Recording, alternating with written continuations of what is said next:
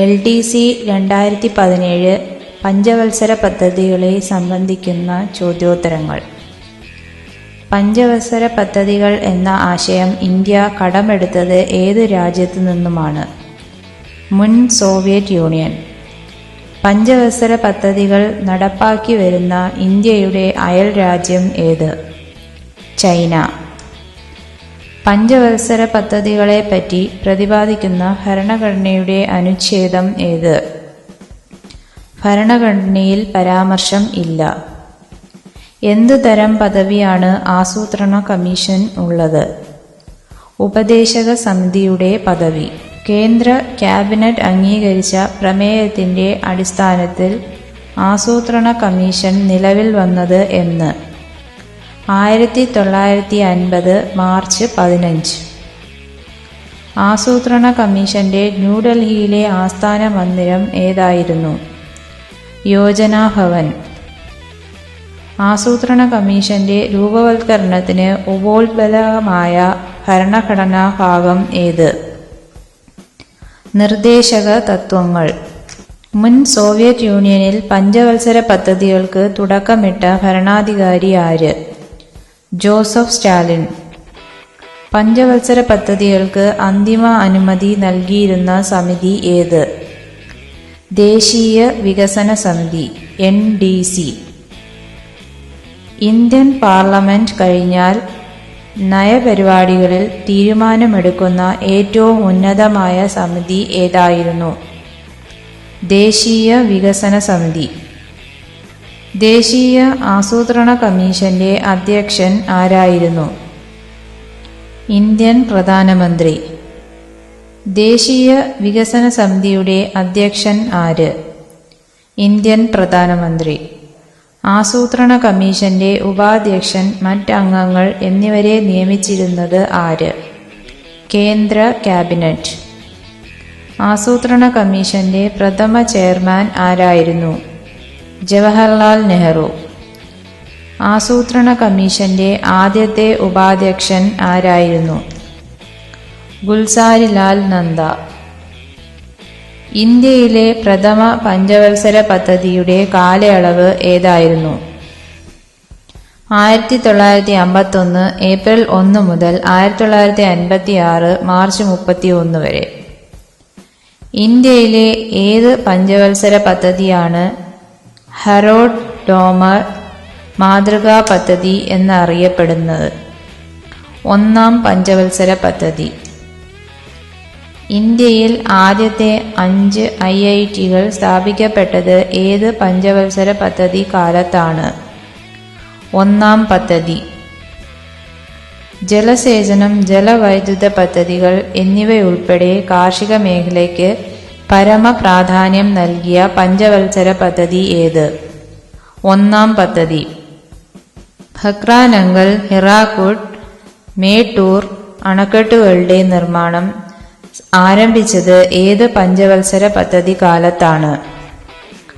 ഒന്നാം പഞ്ചവത്സര പദ്ധതി.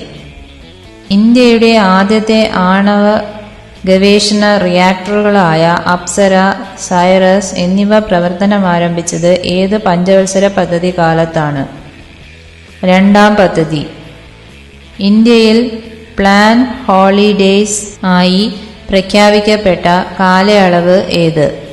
1966 മുതൽ 1969 വരെ. ഇന്ത്യയിൽ ഹരിത വിപ്ലവത്തിന് തുടക്കം കുറിച്ച കാലയളവ് ഏത്? 1966-69 വാർഷിക പദ്ധതികൾ. ആദ്യമായി വാർഷിക പദ്ധതികൾ നടപ്പാക്കിയ കാലയളവ് ഏത്? 1966-69. ഏത് പഞ്ചവത്സര പദ്ധതിയുടെ തന്ത്രമാണ് പ്രൊഫസർ DR ഗാഡ്ഗിൽ രൂപപ്പെടുത്തിയത്? നാലാം പദ്ധതി. ഇന്ത്യയിൽ ഒന്നാം ഘട്ട ബാങ്ക് ദേശസാത്കരണം നടന്നത് ഏത് പഞ്ചവത്സര പദ്ധതിയുടെ കാലത്താണ്? നാലാം പദ്ധതി. റോളിംഗ് പ്ലാൻ നിലവിലുണ്ടായിരുന്ന കാലയളവ് ഏത്? 1978 മുതൽ 79 വരെ. 15-20 വർഷത്തേക്ക് മുൻകൂട്ടി വിശാലമായ ലക്ഷ്യങ്ങളെ മുൻനിർത്തി ആസൂത്രണം ചെയ്യുന്ന ദീർഘകാല പദ്ധതികൾ എങ്ങനെ അറിയപ്പെടുന്നു? സമഗ്ര വീക്ഷണ പദ്ധതികൾ 15 വർഷത്തെ പര്യവേക്ഷണത്തിന്റെ പദ്ധതിക്കുള്ളിൽ ആസൂത്രണം ചെയ്യുക വഴി ഇന്ത്യയിലെ പ്രഥമ സമഗ്ര വീക്ഷണ പദ്ധതിയായി അറിയപ്പെടുന്ന പഞ്ചവത്സര പദ്ധതി ഏത്? 7ാം പഞ്ചവത്സര പദ്ധതി. കേന്ദ്ര ആസൂത്രണ കമ്മീഷൻ ഉപാധ്യക്ഷ സ്ഥാനം വഹിച്ച ശേഷം ഇന്ത്യൻ രാഷ്ട്രപതിയായത് ആര്? Pranab Mukherjee. Community development programme ഇന്ത്യയിൽ ആരംഭിച്ചത് ഏത് പദ്ധതി കാലത്താണ്? 1ാം പദ്ധതി. ദ്രുതഗതിയിലുള്ള വ്യവസായവൽക്കരണ പ്രധാന ലക്ഷ്യമായി പ്രഖ്യാപിച്ച പദ്ധതി ഏത്? 2ാം പദ്ധതി. ഇന്ത്യയെ ഒരു സ്വാശ്രയ സമ്പദ് വ്യവസ്ഥയാക്കാൻ ലക്ഷ്യമിട്ട പഞ്ചവത്സര പദ്ധതി ഏത്? 3ാം പദ്ധതി. മൺസൂൺ മഴ കുറഞ്ഞതിനെ തുടർന്ന് ഉണ്ടായ വരൾച്ച മൂലം പരാജയമടഞ്ഞ പദ്ധതി ഏത്? 4ാം പഞ്ചവത്സര പദ്ധതി. 5ാം പഞ്ചവത്സര പദ്ധതിയുടെ രൂപരേഖ തയ്യാറാക്കിയത് ആരാണ്? D.D. ധർ. ഇന്ത്യൻ ആസൂത്രണത്തിന്റെ ആദ്യത്തെ ശാസ്ത്രീയ വിമർശകനായി അറിയപ്പെടുന്നത് ആര്? D.R. Gadgil. University grants commission സ്ഥാപിച്ചത് ഏത് പദ്ധതി കാലത്താണ്? 1ാം പദ്ധതി. ഏത് പഞ്ചവത്സര പദ്ധതിയുടെ കാലത്താണ് സംസ്ഥാന ഇലക്ട്രിസിറ്റി ബോർഡുകൾക്ക് രൂപം നൽകിയത്?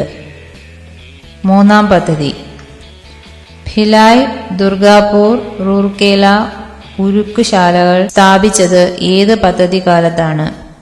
2ാം പദ്ധതി. 1958 ആണവോർജ കമ്മീഷൻ നിലവിൽ വന്നത് ഏത് പദ്ധതി കാലത്താണ്? 2ാം പദ്ധതി. ആദ്യമായി പഞ്ചായത്ത് തിരഞ്ഞെടുപ്പ് നടന്നത് ഏത് പഞ്ചവത്സര പദ്ധതി കാലത്താണ്? 3ാം പദ്ധതി. ഏത് പഞ്ചവത്സര പദ്ധതിയുടെ കാലയളവിലാണ് ബംഗ്ലാദേശ് വിമോചന യുദ്ധം നടന്നത്? 4ാം പദ്ധതി. ഇന്ത്യയിൽ പുത്തൻ സാമ്പത്തിക നയം അവതരിക്കപ്പെട്ടത് ഏത് പദ്ധതി കാലത്താണ്? 1990-92 വാർഷിക പദ്ധതികൾ. 1995 ഇന്ത്യ ലോക വ്യാപാര സംഘടനയിൽ അംഗമായത് ഏത് പദ്ധതി കാലത്താണ്? 8ാം പദ്ധതി. ഇന്ത്യ സ്വാതന്ത്ര്യത്തിന്റെ സുവർണ ജൂബിലി ആഘോഷിക്കുന്ന വേളയിൽ നിലവിലുണ്ടായിരുന്ന പഞ്ചവത്സര പദ്ധതി ഏത്? 9ാം പദ്ധതി. ഇന്ത്യ 2ാം ഘട്ട ആണവ പരീക്ഷണങ്ങൾ നടത്തിയത് ഏത് പദ്ധതി കാലയളവിലായിരുന്നു? 9ാം പദ്ധതി. 1ാം പഞ്ചവത്സര പദ്ധതിയുടെ ആകെ വകയിരുത്തലിന്റെ 27% ഏതൊക്കെ മേഖലകളിലായിരുന്നു? ജലസേചനം, ഊർജം. ആണവോർജ കമ്മീഷൻ നിലവിൽ വന്നത് ഏത് പദ്ധതി കാലത്താണ്? 2ാം പദ്ധതി. ഹരിത വിപ്ലവം ഇന്ത്യയിൽ വൻ മുന്നേറ്റം കാഴ്ചവെച്ചത് ഏത് പഞ്ചവത്സര പദ്ധതിയുടെ കാലത്താണ്? 4ാം പദ്ധതി. ഇന്ത്യയിൽ റോളിംഗ് പദ്ധതി നടപ്പിലാക്കിയ പ്രധാനമന്ത്രി ആര്? മൊറാർജി ദേശായി. കേന്ദ്ര ആസൂത്രണ കമ്മീഷന്റെ ഏറ്റവും ഒടുവിലത്തെ ഉപാധ്യക്ഷൻ ആര്? മുണ്ടേക് സിംഗ് അലൂവാലിയ. കേന്ദ്ര ആസൂത്രണ കമ്മീഷൻ ഉപാധ്യക്ഷൻ, കേന്ദ്ര ധനകാര്യ കമ്മീഷൻ അധ്യക്ഷൻ എന്നീ പദവികൾ വഹിച്ചിട്ടുള്ളത് ആര്? K.C. പന്ത്. കേന്ദ്ര ആസൂത്രണ കമ്മീഷന് പകരമായി 2015 ജനുവരി 1 നിലവിൽ വന്ന സ്ഥാപനം ഏത്? NITI Aayog, the national institution for transforming India. NITI ആയോഗിന്റെ അധ്യക്ഷൻ ആര്? പ്രധാനമന്ത്രി. നിതി ആയോഗിന്റെ ഉപാധ്യക്ഷൻ ആര്? അരവിന്ദ് പനഗരിയ. നിതി ആയോഗിന്റെ ചീഫ് എക്സിക്യൂട്ടീവ് ഓഫീസർ CEO ആര്? അമിതാഭ് കാന്ത്. സംസ്ഥാന ആസൂത്രണ ബോർഡിന്റെ അധ്യക്ഷൻ ആരാണ്? മുഖ്യമന്ത്രി. കേരള സംസ്ഥാന ആസൂത്രണ ബോർഡ് നിലവിൽ വന്നത് എന്ന്? 1967 സെപ്റ്റംബർ. സാമ്പത്തിക അവലോകനം തയ്യാറാക്കുന്ന സ്ഥാപനം ഏത്? സംസ്ഥാന ആസൂത്രണ ബോർഡ്. സംസ്ഥാന ആസൂത്രണ ബോർഡിന്റെ ആസ്ഥാനം എവിടെയാണ്? തിരുവനന്തപുരം. സംസ്ഥാന ആസൂത്രണ ബോർഡിന്റെ പ്രഥമ അധ്യക്ഷൻ ആരായിരുന്നു? EMS നമ്പൂതിരിപ്പാട്. കേരള സംസ്ഥാന ആസൂത്രണ ബോർഡിന്റെ ആദ്യത്തെ ഉപാധ്യക്ഷൻ ആരായിരുന്നു? MK ഹമീദ്. സംസ്ഥാന ആസൂത്രണ ബോർഡിന്റെ ഉപാധ്യക്ഷനായി 2 തവണ സേവനമനുഷ്ഠിച്ച ആദ്യത്തെ വ്യക്തി ആര്? Professor IS Gulati. സംസ്ഥാന ആസൂത്രണ ബോർഡിന്റെ ഇപ്പോഴത്തെ ഉപാധ്യക്ഷൻ ആര്? Doctor PK Ramachandran. If you like our videos, please subscribe to our channel and don't forget to hit the like button below. For more question and answers, visit our website www.keralapscgk.com.